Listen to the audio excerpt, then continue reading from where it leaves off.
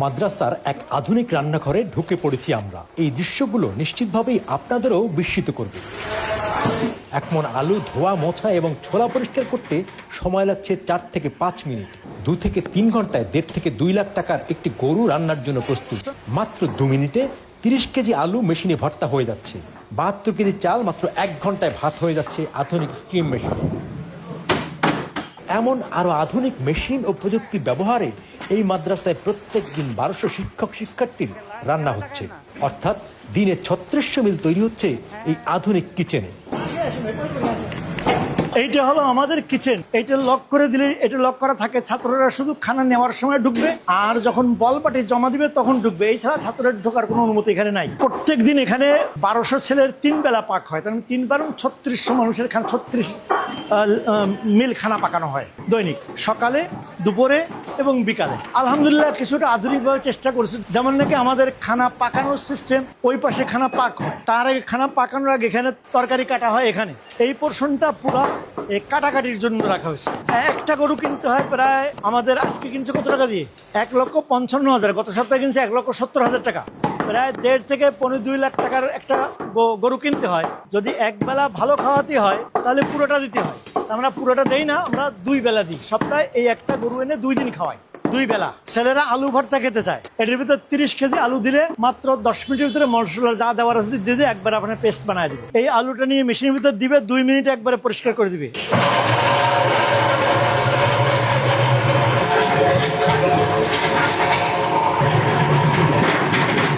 এখন আলু বের হচ্ছে ওখান থেকে। আমাদের সবজি কাটার মেশিন হলো ওই পাশে, ওইটা দিয়ে সবজি কাটা, পেঁয়াজ কাটা হয় সবসময় নিয়মিত, প্রত্যেকদিন পেঁয়াজ কাটা।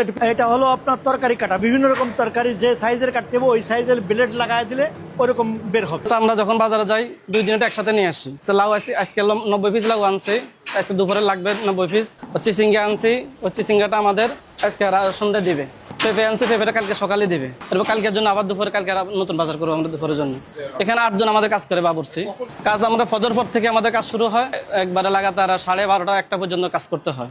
এরপরে ওদের খাওয়া দাওয়া বিশ্রামের সময় আছে, আসর পর থেকে নিয়ে আবার কাজ শুরু করতে হয় একবারে রাত 8টা 9টা পর্যন্ত। এই যে মাছ প্রসেসিং করছে ভাজার জন্য, চাউল সাধারণত আমাদের এই বোর্ডিংয়ে বড় পাক, এখানেও আমি নিজের চোখেও দেখছি এক সময় চাউল বস্তা ধরে ঢেলে দিত ড্যাগের ভিতরে, কিন্তু এখন সেই সুযোগ নাই। আমার বলা আছে চাউল কমপক্ষে 2 ধোয়া দিয়ে দিবা। এটাকে রাইস স্টিমার বলে, চায়নার থেকে আনানো। এখানে একটা 12 দুগুণে 24টা ট্রে আছে। একটা ট্রেতে সর্বোচ্চ 3 কেজি চাউল দেওয়া যায়। 3 কেজি চাউল পানি দিয়ে এটা বন্ধ করে, নিচে চুলা আছে, ওটা চুলা অন করে, গ্যাসের চুলা অন করে দিলে 1 ঘন্টা পরে ভাত হয়ে যাবে।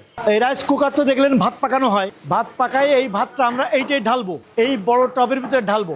এখন ভাত ঢালা হচ্ছে, টবের ভিতরে ঢালা হবে, এখান থেকে আবার ছাত্রদেরকে ডিস্ট্রিবিউশন করা হবে। এটাই সুবিধা হয়েছে ভাই আমার কয়েক প্রকার। একটা হচ্ছে বাবুর্চি যেখানে আগে গরম হতো, প্রচন্ড হিট হতো, এইটা হয় না। 2 নম্বর, এখানে আগে সময় লাগতো, প্রচুর সময় লাগতো, এখন সময় লাগে এক বেলা ভাত পাকাইতে সির্ফ 1 ঘন্টা 60 মিনিট। এই সিস্টেম আসার কারণে আমার চাউল বাড়ছে 5 কেজি করে, 3 পাঁচা 15 কেজি কম পক্ষে।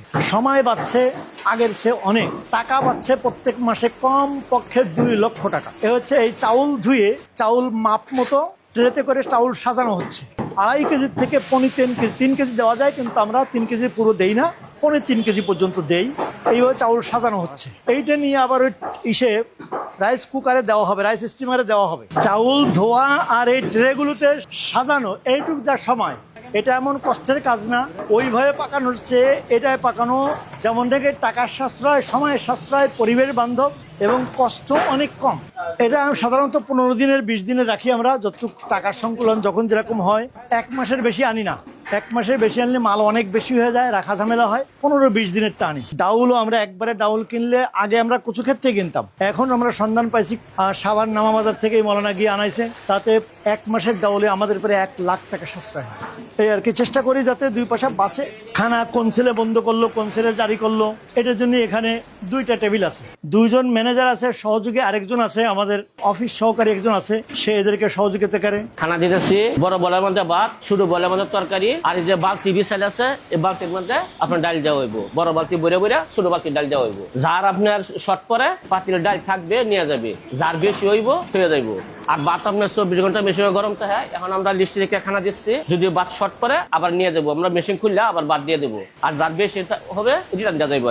আমরা 12টা বাজে খানা দিচ্ছি, নামাজ পড়বে, নামাজ পড়ে তারপরে খানা তারা নিবে, নিয়ে খায়া আবার ভুল বাড়ি দইয়া তারা নিজের হাতে তাকে জমা দিয়ে দেবে। এখন আমরা খানা নিতে আসছি। এখন আমাদের খানা যদি আমাদের গ্রুপে যে যতন থাকে তা যদি কম হয় আমরা ওখান থেকে বাড়িয়ে নিতে পারবো, এবং এই যে ডাউলের বালতি রাখা আছে এখান থেকে ডাউলের বালতিটা আমরা নিয়ে তারপরে চলে যাব। রাতের খাবার খেয়ে আবার ওইভাবে নিয়ে আসবে, এখন গিয়ে খাইয়ে রেখে আসবে। রাতের খাবার এশার আগে ওখানে দিয়ে কমপ্লিট করে রাখবে, এশার নামাজটা পড়েই যাবে, যার যারটা নিয়ে আসবে। 9টার 9:30টার ভিতরে আবার সব বলবাটি জমা হয়ে যাবে। সপ্তাহে 3 দিন সকালে থাকে খিচুড়ি দেয়, বাকি সপ্তাহে সব দিন ভাজি থাকে, ভাত থাকে, ডাল থাকে। দুপুরে সপ্তাহে 3 দিনের বেশি মাংস দেওয়া হয়, আর বাকি দিন মাছ দেওয়া হয়, ভাজি দেওয়া হয়, ডাল থাকে। আমাদের মাদ্রাসার খাবার রান্না প্রায় সময় ভালো হয়ে থাকে। আর সবচেয়ে বড় কথা হচ্ছে অনেক সময় আগত ব্যক্তিরা আসে আমাদের সাথে খায়, খাবার পরে বলে যে বাড়িতে তো কত খাবার খাই বা হোটেলে খাই, কিন্তু মাদ্রাসার খাবার আলাদা একটা যে স্বাদ পাওয়া যায় এটা অন্য কোথাও পাওয়া যায় না। এরা সকালে ক্লাস হচ্ছিল, এখন খানা খাইতেছে, নাস্তা খাইতেছে। খরচ এটা কিছু ছেলে আছে যারা টাকা দিয়ে খায়, কিছু আছে আংশিক টাকা দিয়ে খায়, আর কিছু ছেলে আছে ফ্রি খায়, যেটা আমরা লিল্লা বোর্ডিং থেকে খাওয়াই। এখানে একটা লিল্লা ফান্ড আছে জাকাতে, জনগণ দেয়, রমজানের একটা ভালো কালেকশন আসে, কোরবানির টাকা আসে, এই টাকা দিয়ে আর কি খানাটা চলে।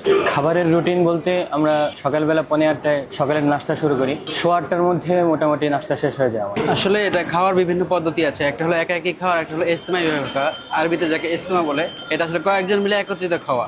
বালতিতে ধরেন এখানে আমাদের বোর্ডিং থেকে আমাদের ওখান থেকে প্রত্যেক ক্লাসে আলাদা আলাদা একটা বালতি থাকে, আলাদা একটা বোল থাকে, আলাদা একটা বাটি থাকে। তো যদি সব একত্রে রাখা হয় এবং এখানে নামগুলো না লেখা হয় তাহলে মিশ্রিত হয়ে যায় এবং কার বল কোনটা সে এটা বের করতে পারবে না। যার কারণে আমাদের এই বলগুলোতে, বালতিগুলোতে এরকম নাম, যখন এখানে তাক দিয়ে তাকমিল বোঝানো হয়েছে যে আমাদের ক্লাসের নামটাকে, তো এরকম প্রত্যেক জামাতের নাম এখানে লেখা আছে। আমরা যার যার কাজগুলো আমরা নিজেরাই করার চেষ্টা করি, যার কারণে আমরা প্রত্যেকে যার যার প্লেটগুলো ধুয়ে নিয়ে আসি এবং খানা খেয়ে আবার যার যার প্লেটে যার যার জায়গায় রেখে দিই।